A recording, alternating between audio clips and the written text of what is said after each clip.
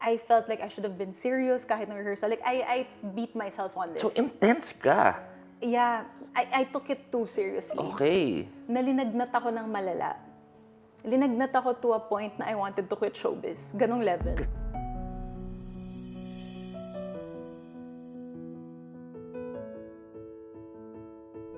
You're watching Luis Listens at ang bisita ko ngayon sa aking show, binalikan ko ang text namin at ang huling imbitasyon ko sa kanya ay February 2024. Ang daming nangyari, ang daming panahon na lumipas, pero ngayon kami pinagtagpo ng tadhana. Ang kasama natin sa Luis Listens, Miss Bela Padilla!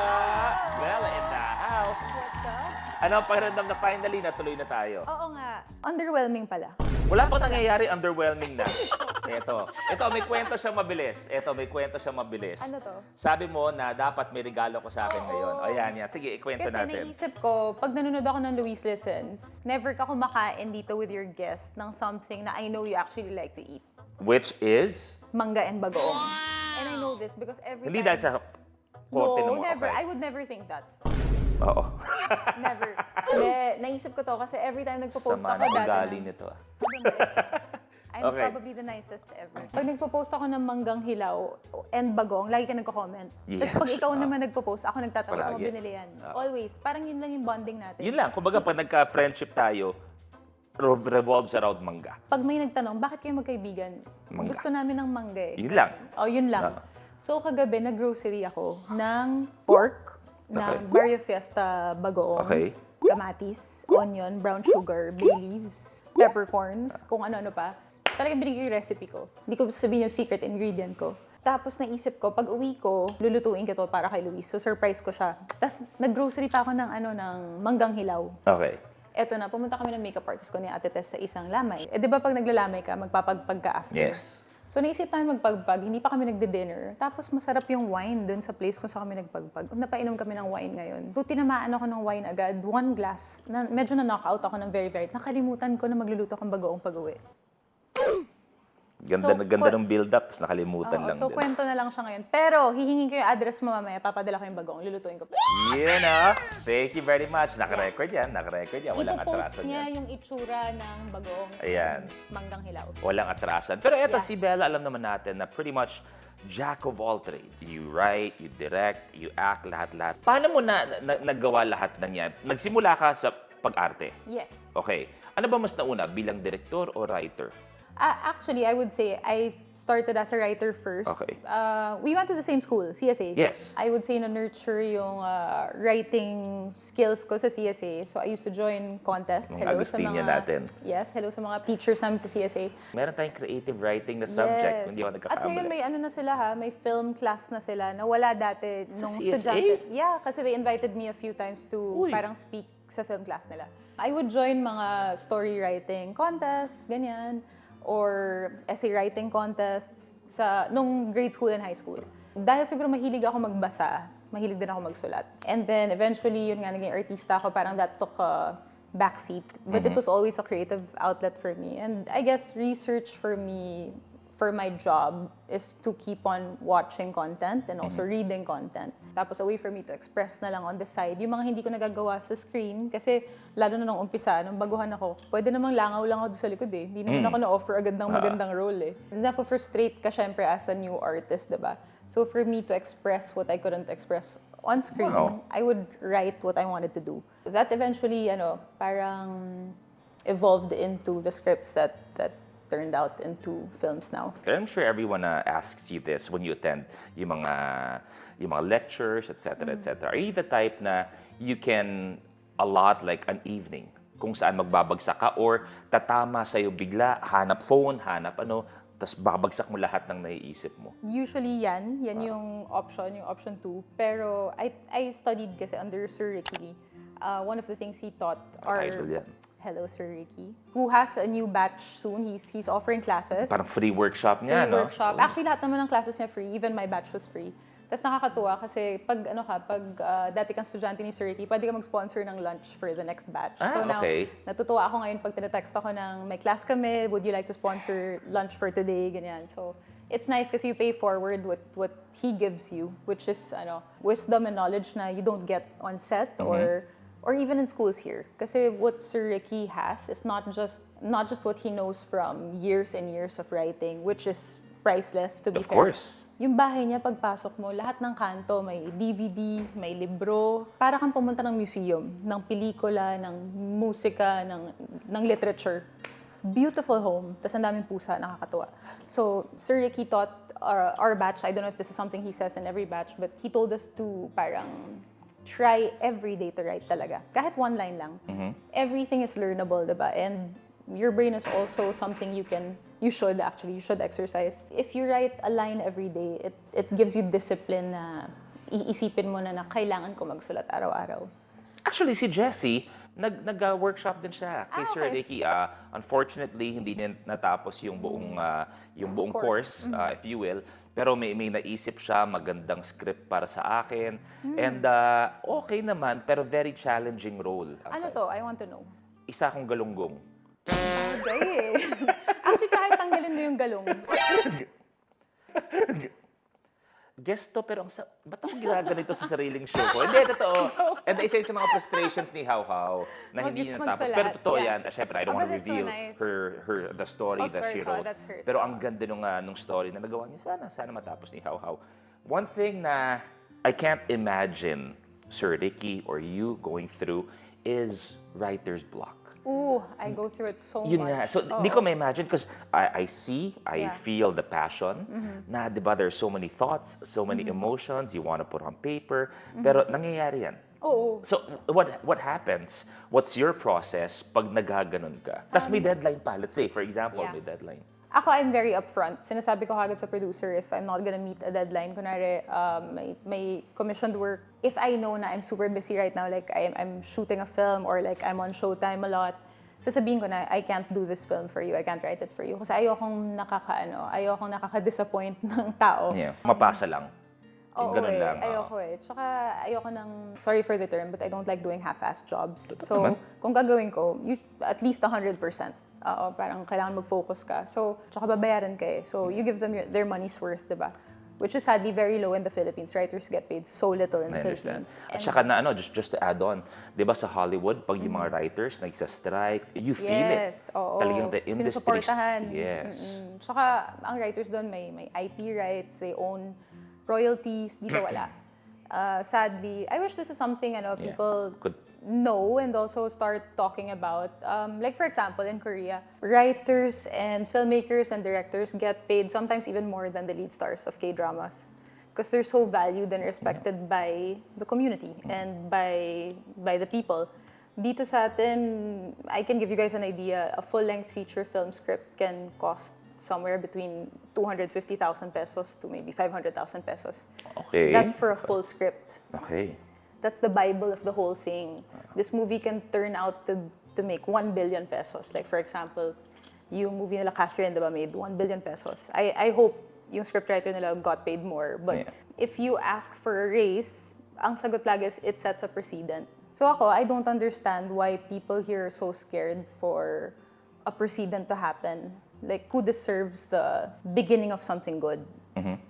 Naging serious yung vlog mo, diba? No, totoo naman. Because, alam mo, sabi ko nga, everyone is used to seeing the people in front of the camera. And aminin naman natin, a good chunk of the actors, they get a good talent fee. Yeah. Pero syempre, lahat ng yan, marami sa utak, marami sa mga linyang sinasabi mo, marami sa setup na nangyayari, ay dahil sa mga tao sa likod ng camera. Yeah. From your writers, to your artist, to your director. Yes. Lahat ng yan. Kumbaga, tayo ang babagsakan ng kailangang gawin, then we have our own execution, and our own interpretation, pero the whole flow starts with them. Yeah, the project wouldn't begin without the script. Literally the spine of a project, it's the Bible of the set. So if there's no script, there's no project. Tama. And yet, when you compute it, sa number of days that a writer has to work and the number of days that they will work in a year. Kasi a writer you can't just dish out 10 scripts in a year, right? And there are so many writers and so many good writers. So, kung isang script lang ginawa niya tong taon na to, ang kinita niya lang for the whole year, 250K to 500K, that's not something they deserve for the amount of work and for the creative process. Like, I remember going to Paris once and somebody told me na in Paris, lahat ng penthouse at one point, lahat ng penthouse unit was owned by the government. Okay. And I asked why. I don't know if it's still the case now, but there was a period in time na lahat ng penthouse was subsidized by the government, specifically because they made artists live there. Painters, writers, sculptors. The arts talaga. The arts. And they did that because they deserved sunlight. Stig. Yeah. Stig yan. They wanted the Parisian artists to see the sun, so they get inspired to work. Imagine, ganun sila kamahal ng gobyerno nila. Na naisip nila yon na sana pagising nila makita nila yung araw, ma-inspire sila magsulat, ma-inspire sila mag-paint, ma-inspire sila mag-sculpt. Tayo, we pay almost nothing, even to our national artist, Sir Ricky Lee. Like Sir Ricky, his salary is not that far off from other writers. I love that Sir Ricky is so humble that parang he is one of us. But he doesn't deserve to get paid. I think it's the passion that drives Sir Ricky and so many other of these artists. He should get paid so much more. Bukod sa mga writers natin sa movies, example, alam niyo po ba sa TV, I'm enjoying this conversation kasi ito yung mga hindi nakikita ng mga tao. It's a reality sa industriya natin. Is, kunwari ako, nakagawa na ako ng isang buong script. And this, I understand both sides. Yeah. Kunwari, nakagawa na ako ng magandang script. Kung kunwari by the second week hindi pumalo ang ratings, kailangan kong baguhin yon. Kahit na nakalata. Or even kunwari, the night before i-shoot itong mga eksena, pwedeng palitan yan if may ibang direction. And I understand both, both Minsan sides. sa set, may kasama kaming writers. Yes. Pumupunta sa set, nakikinig sa sinasabi ng team, ng producer, ng artista na hindi nag-work to, hindi to sasabihin ng character ko. And that's true to a certain extent. Like, yes, actors know, dapat mga by week 4, week 5, you know na more than anyone what your character would and wouldn't say, right? Kasi ikaw nag-aalaga, ikaw yung guardian ng character mo. Excuse me. Pero I disagree with changing scripts completely because of what the audience dictates. Kunwari, bumaba yung ratings by week 2. Let's say, kunwari lang po, like a certain love team is not working, partnership's not working, tas iibahin nila. You don't agree with that? Yeah, like kunwari nag-dip yung ratings ng week 2. So nanood ngayon sa kabilang channel. Tumaas yung ratings sa kabilang channel. So ngayon nangangarag dito, di ba? Mag-revise. I feel like if we keep giving into the audience, it ruins the integrity of the story. Okay. Ako personally, you don't go into a restaurant and demand what you want to eat from the chef. You order what's on the menu. Diba? You went to a restaurant because you want to enjoy what the chef offers. Hindi ka pumunta sa isang Italian restaurant thinking, kakain ako ng sushi today. Okay. Diba? Parang pumunta ka doon kasi may expectation ka eh. Baka kung hindi nila nagustuhan, hindi talaga ito yung gusto nila. Kaya sila lumipat ng ibang restaurant. But we have to cater to our patrons.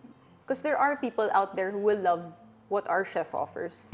We just have to find them. Also, I find that it's a little bit risky to keep doing this because we have such a responsibility, especially for you guys, live show hosts. And I am so amazed at what you guys do, especially you, because I see the amount of research you put into your work. No, I'm serious about this. You're one of our smarter and smartest hosts. I feel like we have such a responsibility kasi to educate our audience. Yes. Kaya right now, I become very picky with what I put out and like what I choose to do and not to do. Kasi we already see how different we are from our neighboring countries, even just here in Southeast Asia, right? Thailand, for example. I even said this in a vlog recently. I grew up going to Thailand a lot because my dad was living there. And a peso was equivalent to 1 baht. 1:1 tayo nun. 1:1. Now malayo.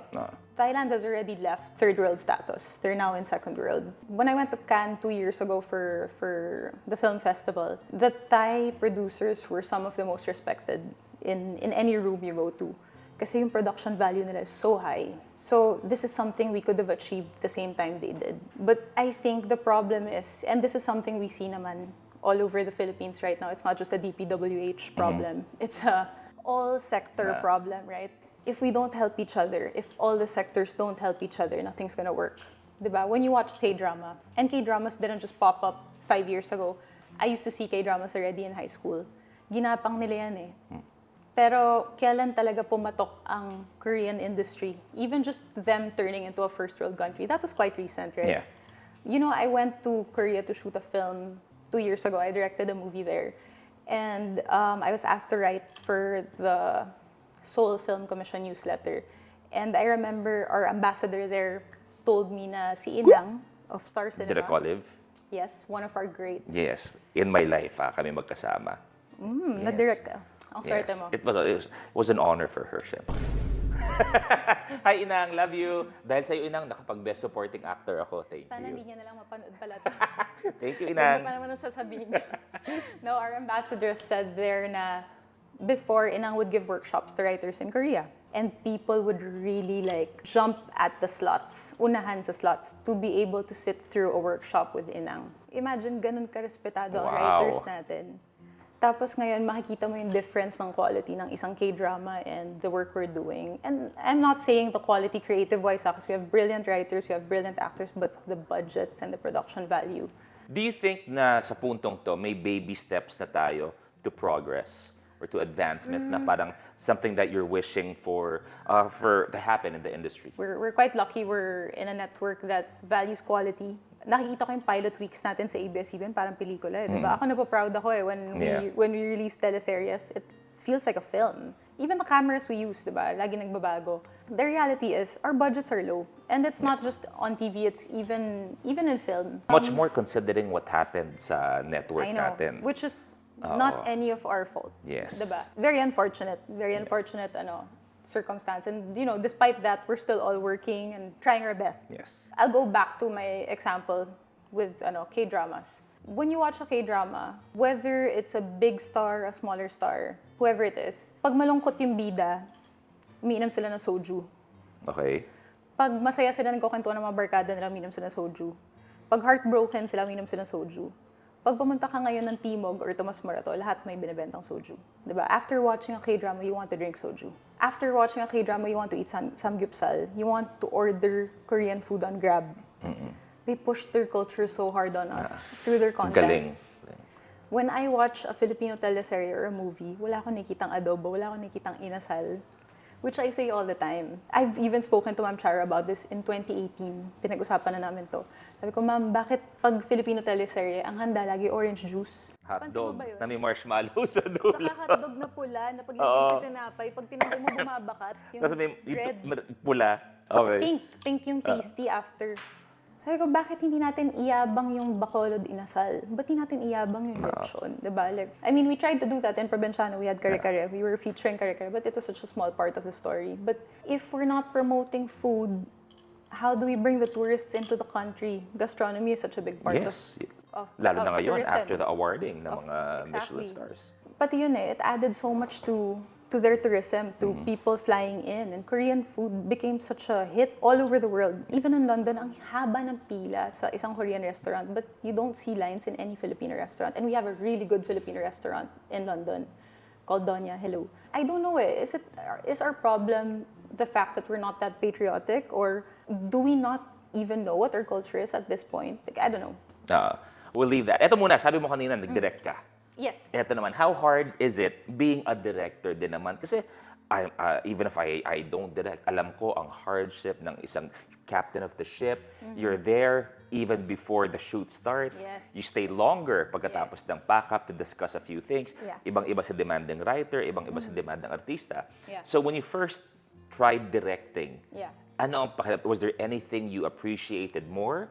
Sa mga Everything. Yeah, everything. The staff especially, the production. I think I speak like this now. I have so many frustrations now about what's happening, not just in our industry, but in our country. Maybe because my love for film now parang multiplied so much because of the experience of directing.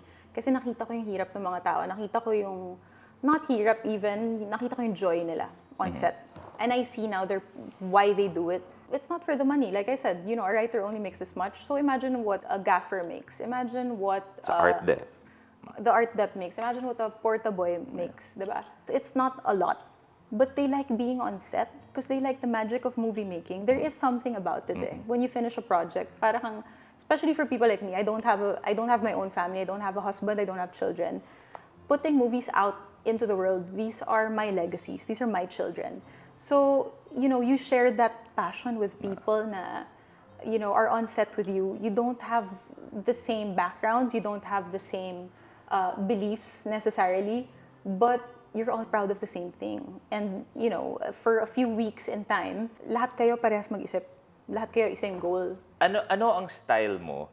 Naranasan siguro natin. When you were acting pa, when you were focused on acting, may isa ka bang memory na, wag na natin pangalanan, yung director, na hindi mo mabigay yung acting na hinahanap niya? Napagalitan ka ba? Na siguro, or hindi kaya na-motivate ka ng tama? May ganun kasi. Yeah. Ano yung, what's that precious memory mo na you as an actress tapos may director? My first ever guesting in my life. And I can say this because we're good friends now and I've worked with him again and again. And I love Direk Noel Naval. Hi, Direk. Hi, Direk. I super love Direk Noel. I worked with him in Miracle in Cell Number 7. We did a few MMK episodes together that I super love. He directed parang Your Song. Your Song Presents. Si Shaina Classic. Yes. Classic. Si Shaina yung bida. And it was like a teeny bopper episode. And Mean Girl. Okay. Kontrabida ko ni Shaina for one episode. And parang we did workshops for 2 months. Fun fact, Jessie was my batchmate in Star Magic. Yes, alam ko. Yeah, Star Magic batch 15. Parang sa batch namin, if we started out na parang 40 plus kami, we were trimmed down to 21.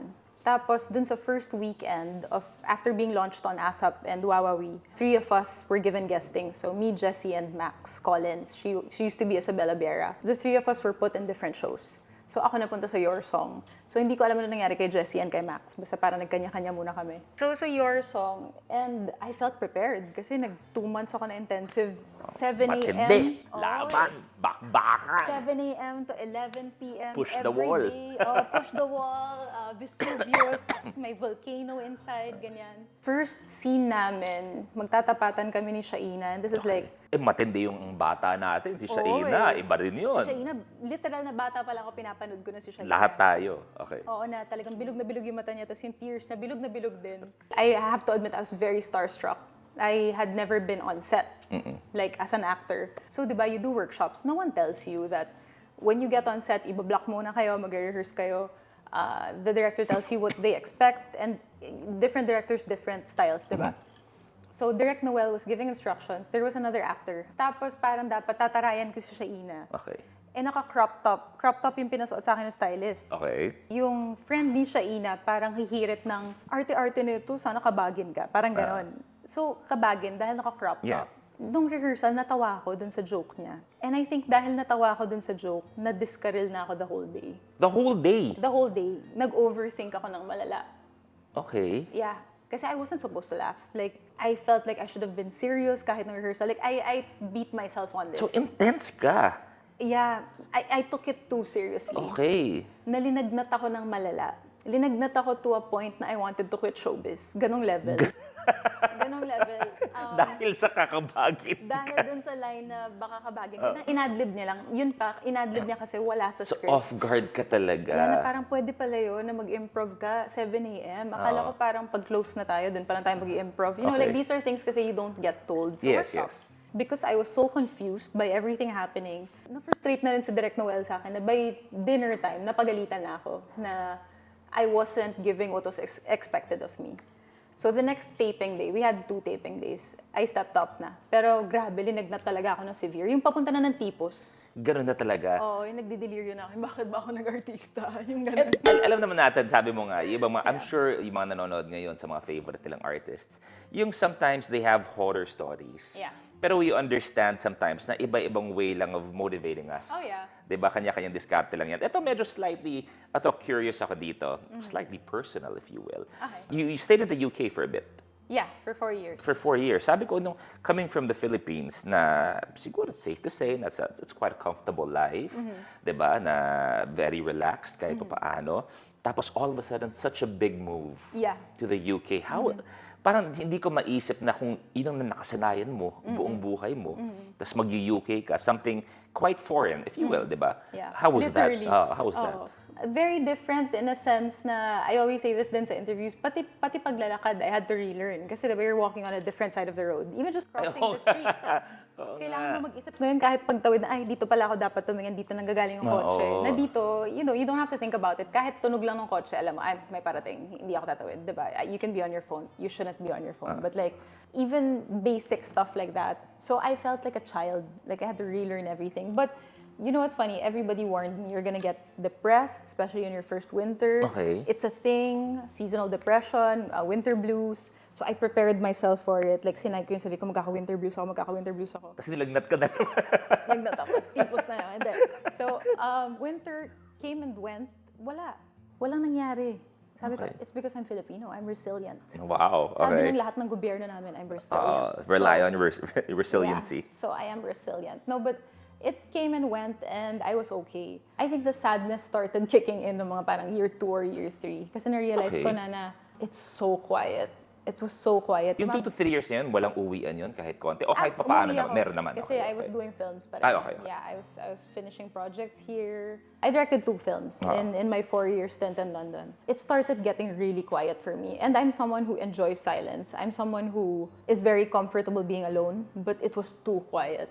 Like, it got too quiet. I would go to the grocery sometimes just so I could remember the sound of my voice. Wow. Yeah. Minus the politics, ano tingin mo naging iba sa kultura ng Pilipino versus the English? Yung tao sa tao lang. You know, there are a lot of things that were actually, I would say, parang similar sa kanila. We are family-oriented, they are too. They like traditions. Yun, they're very tradition-oriented. Kung ito yung placemat na ginagamit nila pag Pasko, dapat next year yun pa rin. So I love that, you know, it's very quirky. Difference, I guess kasi because they're so used to their country being efficient, mas maiksi yung ano nila, yung patience nila for certain things. Okay. Tayo, mapagpasensya kasi sanay tayo We understand. na ganito kailangan natin intindihin na ganito lang talaga. Which we shouldn't, to be honest, because we pay for taxes anyway. Of course. But, yun nga, they're used to things working. So, they complain. We don't. I think that's the difference. But in general, I'd say both Filipinos and the British are nice people. The British are very straightforward. Tayo, we tiptoe. Masasabi mo na lahat kesa dun sa gusto mo talagang sabihin. Huwag lang masaktan yung kausap mo. Ito naman, sasabihin na sa'yo agad. Para tapos na. Ripping the band-aid off, which I love. I like this more in that context. Para tapos na. Oo, para maayos na natin, Yes. diba? Para ma-resolve agad. So I appreciate this more, especially sa work. And you have a new film now, Reconnect. Yes. Okay, what is it about? So Reconnect is, I love the simplicity of this concept. What if mawala ng internet sa buong mundo? How will you, imagine mo pa ba na mawala ng internet ngayon? Ano ang gagawin mo? Can I ask you, what's the first thing you would do? Bella, listens na po tayo. Transition. First thing I would do, siguro, if I'm out, find a way to check on my family. Yeah, drive ka pa uwi, no? Drive ako pa uwi. Yun yung agad-agad na gagawin ko, check on my family. Then it's one of those things na it's so intertwined na. With everything. With everything. Naalala ko yung dial up pa yung internet. Yes, Alam naalala niyo, mo yung tunog. Oo. Tapos pag may tumawag, putol yung connection pag mo. may tumawag sa landline. Yes. Putol ang connection mo. So, okay, so... We talked about this through Diba? marketing and me na iba yung dati landline na dial up. Oo. Gaganon yun. Tapos MIRC. So, okay. Tapos ang gagawin mo lang naman, messenger. Magsasend ka na ng smiley face sa friends mo. Hey guys, I'm online. Sa movie, what happens? Bigla na lang nawala ang internet. Naalala mo yung jokes. Yung maraming kwento na connected. So, Reconnect is a story of 4 people muna. 4 main people who experience the loss of internet. So, how do they connect with each other again? But aside from the 4 main people, there are other plots pa, which is ang sobrang laugh trip din ng stories nila. But I don't want to give away too much. But I'm very lucky I got to work in my episode. I got to work with Andrea Brillantes. And we play OFWs na nakatira sa Bangkok. And this is the first time we watch a movie na iba yung representation ng OFWs. Wow, Hindi kami dito umiiyak. You know the typical Anak, OFWs, yung ginawa ni Mommy. which I love, Oo. by the way. I you. love your mom so much. Thank you. Tita, ampunin mo na lang ako. Tapos ako yung tinanggal sa pamilya Yeah, I mean, para makuha ka. No, but I love your mom. We play OFWs in Bangkok na medyo young. We're both thriving in Bangkok. Maganda yung careers namin. It just so happens na it's Christmas time and we want to go home. But how do you go home nang wala internet? So, syempre, di ba? Think about it. I'm smiling because parang all of a sudden that is such a good Concept. question to ask Yeah. ourselves. And my God, how dependent are we on internet? Like really, ako pag nagdadrive ako ngayon, naalala mo dati pag nagtitaping tayo, may location map. Oo, literal na map ang Drawing. ibibigay sa'yo. Drawing, tapos sinisirox yan. Ang masama pa doon, kung yung gumawa, pasmado. Eto malala, Hindi mo alam sa kapupunta. Eto malala. May taping ako dati, naalala ko. Ang ginawa niyang landmark, ang layo nito parang Tagaytay. So, walang signal. Yung pagdating mo na dun sa medyo crucial point, talagang dead signal. Oo. You can't call anyone to pick you up, ganyan. And noong mga time na to, wala pa akong pambayad ng driver. Ikaw talaga. Ako talaga. Drive ako. Ang landmark niya, fruit vendor. Kakanan ka pag nakita mo na yung fruit vendor. Paano pag di siya pumasok that day? Di nga pumasok, paano pag umihi lang siya sa kanto? Diba? So, talagang papunta pa lang ang Tagaytay, alas 4, nagdadasal ako, sana pumasok yung fruit vendor today kasi hindi ko mahanap yung... So, eto ang katanungan ng lahat. Pumasok ba? Pumasok siya. Kuya ate. Kuya. Dahil sa'yo, nandito si Bella ngayon. Kapag-taping ako. Kung di ka pumasok nung araw na yon, malamang sira ang buhay niya ngayon. Kasi pinagkalat na nila na late ako, attitude ako. Pero dahil sa'yo, dahil talagang nagpursigi ka sa araw na yon. Binenta mo yung prutas, nakarating ako. Ako dati, tiga QC ako, ang taping namin sa Bulacan. Medyo. Malapit. Dahil sa map na ginawa, napunta ako Zamboanga. Okay. Eto, Puera Biro. Ayan. Pagandahan na to. Probinsyano, may isang location. Village sa may Rizal. Rizal na yung tawag doon, diba? Tapos yung Tanay. Yung mga town country, Oo. Valley Pero Gold. bago pa siya noon, wala pang mga street names. Okay. May isang mansion doon, na gawa na yung mansion, wala pang street names. So wala pang lampposts. Yung garden, hindi kanya maturo kung saan kasi it's literally like one big empty lot. Isang lupain lang. Lupain lang Okay. siya na napakalaki. May ways na nito. Pero anong i-ways mo? Kasi nga, wala namang street names. Pag-bid mo ng ways, kahit ako, di ko alam yan, bahala ka. Oo. Tapos si Rufa may pa yung boses niya. Go, bahala Basta, ka na. go. Nasa bangin ka na. Tumawag ako sa LM, sa location manager. Kuya, saan po dito? Kasi nagtitake na sila, hindi niya na ako masundo sa gate. Ma'am, paano ko ba sasabihin? Basta sundan mo na lang yung buwan. Ano? Gusto ko yung sundan yung buwan. Kakapanganak lang ba ni Jesus? Sundan yung buwan? Oo, sundan ko din. Ginawa ka pang werewolf ng di oras. Eto malala, ginawa ko. Nakarating ako sa set. Sinundan mo yung buwan talaga. Ang instruction niya, basta yung buwan dapat nasa harap ng kotse ko. Huwag sa gilid, huwag sa likod. Lupit ng mga nakakatrabaho mo, ha? Nakarating ako, naiiyak na ako noon eh. Kasi sabi ko, pag naligaw ako, hindi ako makakabalik sa gate. Ako naman. Okay. Alam mo naman, di magpapatalo si Luis I eh. need to know. Ito, isang beses, kung hindi ako nagkakamali, Diyosa. Okay. Okay, I love that show. With Miss Ann Curtis, Direk Wendy Ramas. Sa pagsapit ng dilim. Diba? Diyosa. Okay. Dahil may mga prosthetics ako, kailangan sobrang aga ko sa set. Full body prosthetics. Pagdating ko sa set, sabi ko, nandyan ba sila? Wala pa. Sige, tulog muna ako kasi parang naka-van ako. Sabi ko, tulog muna ako sa likod. So, natulog muna ako sa likod. Tapos, pagkagising ko after 1 hour, sabi ko, anong meron? Sabi ko, nandyan na ba sila? Text ko yung EP, yung producer. Sabi ko, nandito na ako, nasan kayo? Ay, hindi po ba nasabi, pack up kayo? Pero nakabit. No. 2 hours. Oy, pero Kumbaga, nangyayari Subic, dati. parang ganun. Parang bumiyahe ako papuntang Subic, hindi na send sa akin, na Pero pack up. nangyayari dati yan. Parang nangyayari rin a few times sa akin yan. Oo. Yung napack up, tapos ikaw yung hindi nasabihan. Oo. It happens. But Kasi still, hindi ka bayad. Kasi hindi nag-roll eh. Hindi ka bayad, for sure. Kasi pag hindi nag-grind yung camera, hindi ka bayad eh. pero nangyari naman sa daddy ko, na-call siya, pero wala pala siyang kukunan sa araw na yon. So dumating, ibang show to, di ko nasasabihin. Kinol si Airpat, pumunta sa show, tapos na-realize na, ay, pack up ka kayo pala kasama. today. Bayad pa rin siya. Siyempre, Edu Manzano na yun. Sa bagay, nung Ito time na yun. Tayo Ano pa rin kasi, ako? dito lang tayo. Ganun pa. Thank you very much, Bella. So please, invite everyone sa isang movie, sa isang plot, Yes. na actually pag-iisip. So kung pag-iisipan ko to, ibig sabihin, abangan nyo rin, panoorin nyo rin. Yeah. Ako, I'm excited kasi this is the first time I'm doing something this light. Right now, I feel like lahat tayo kailangan natin ng lightness sa buhay natin, sa nangyayari sa Pilipinas. So, kung sa Pasko gusto niyo manood ng sine at gusto niyo matuwa at gusto niyo isama ang buong pamilya niyo, this movie is for everybody in the family. Makakasama ko dito ang napaka-fabulous Miss Gloria Diaz. Kasama ko dito ang buong Legaspi family, Tita Carmina, Tita Zoren, si Cassie, and Mavi. Kasama ko dito si Gerald Anderson and the very talented Charlie Dizon. And in my episode, Grabe. di ba, bigatin?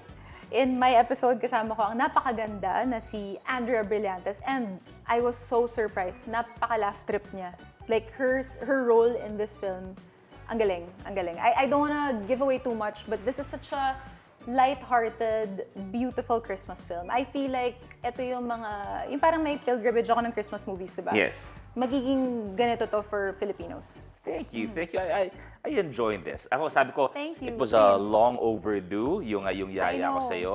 Life caught up with us. Ang dami natin I know. ginawa. But I'm very, very happy Same. na hindi ako na late. 3 Yes. minutes early. Yes. And thank you very much. I wish you Thank nothing you. but the best. And, Thank you. You know, kaya ako natutuwa ngayon. Dahil the reason why I fully enjoyed this conversation sa Luis Listens, why I really enjoyed itong conversation namin is because kita at ramdam ko yung pagmamahal ni Bella for the industry. Thank you so For much. the industry, for the people in the industry, lalong-lalo na yung mga nanonood sa likod ng camera. And it's refreshing na, sorry for this, na hindi pera-pera ang laban. Yeah. Ang Hindi gusto talaga. natin is itaguyod na kung marami tayong pwedeng ipagmalaki sa buong mundo, isama natin ang ating entertainment Yes. industry. So thank And you. we will. We'll get there. Yeah, we'll get there. definitely. Sa Yeah. talent ko pa lang eh. Thank you very much, Bella. Thank you Thank guys you. for watching Luis Listens. Maraming salamat. Thank you.